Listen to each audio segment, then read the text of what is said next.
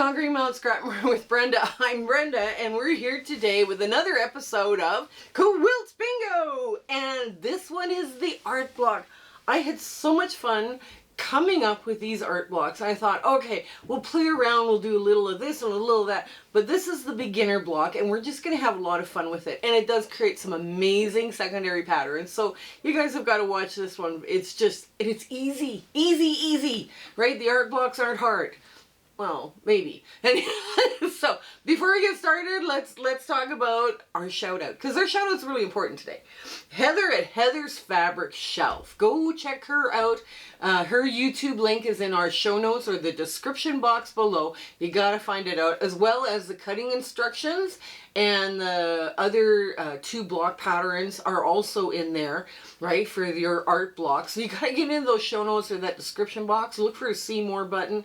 I know, depending on your device that you're looking at, you know, everything is different, and I am not that technology, you know, gifted, right? So, I mean, this is what we're doing here.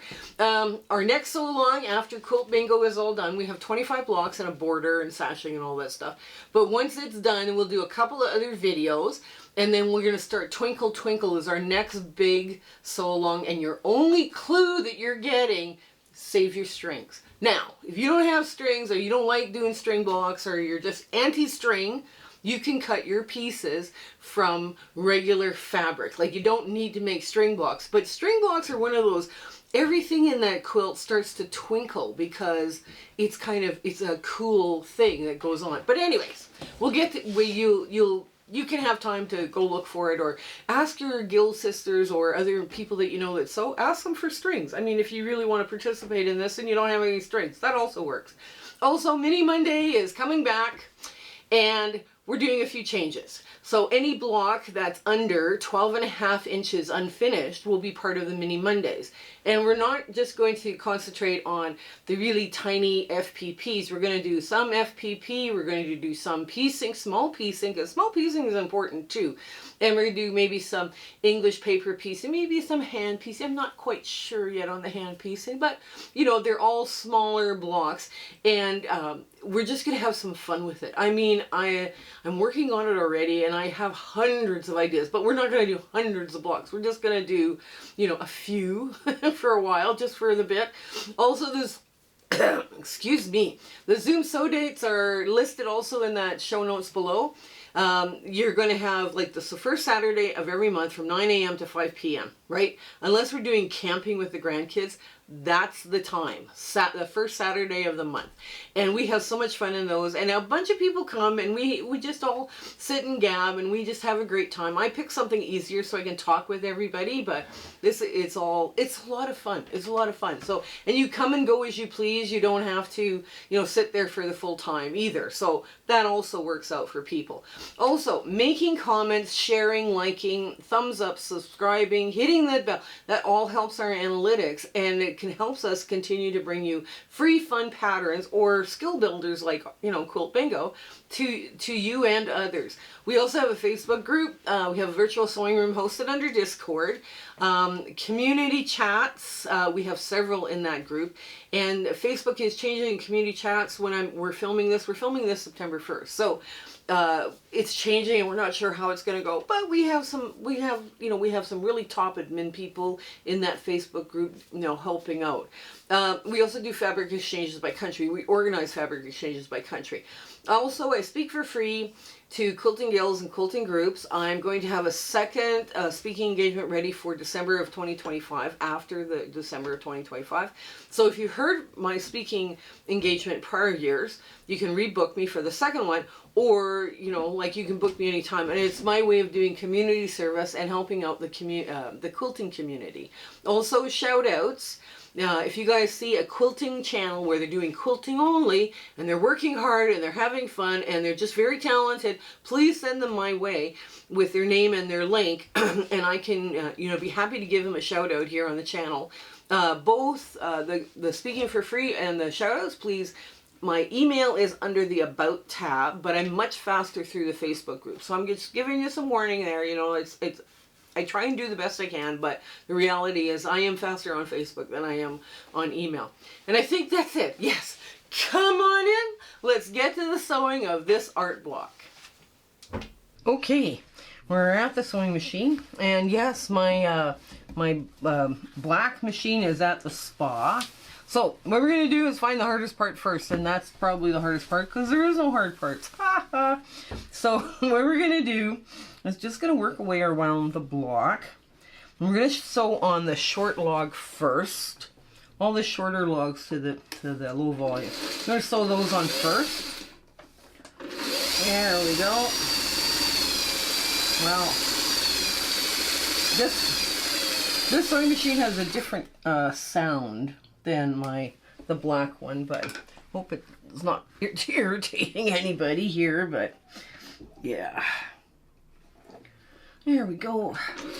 Just get another one done.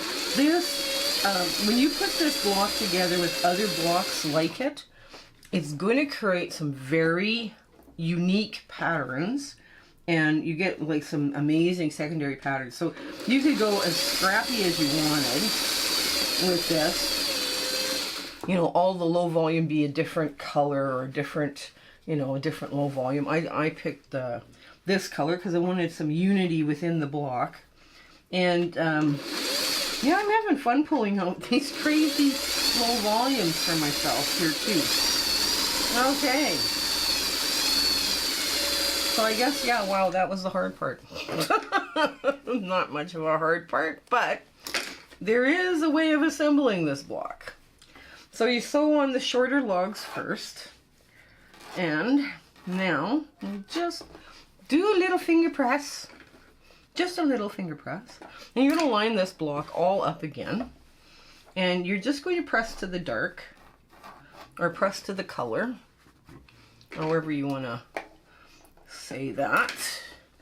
And there we go. There. And I'm just going to pull this, take this one off. I know I could probably sew another two. Oops. There we go. Yeah, I got to figure out how this one works yet. We just put it in the other day.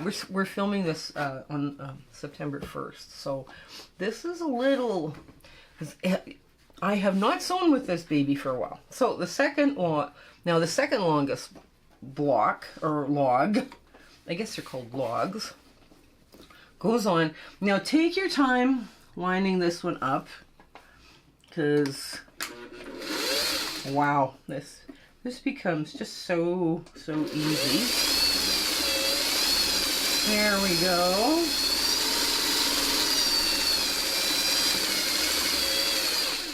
And okay, then the next longest here. There.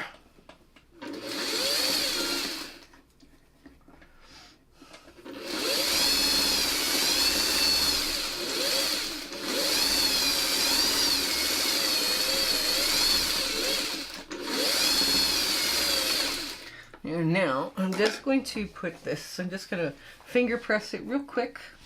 Just, a little bit with the thumbnail. Just to make it turn, right? Turn over just like that, and we're going to put grab the next piece, of course. There. Line it up, top and bottom, and line it up. This comes together as a dream. Now, you could play around with this and do darks instead of the low volume, right? And that would look sharp too. That would look very, very sharp. Okay. There we go. And the last log goes on.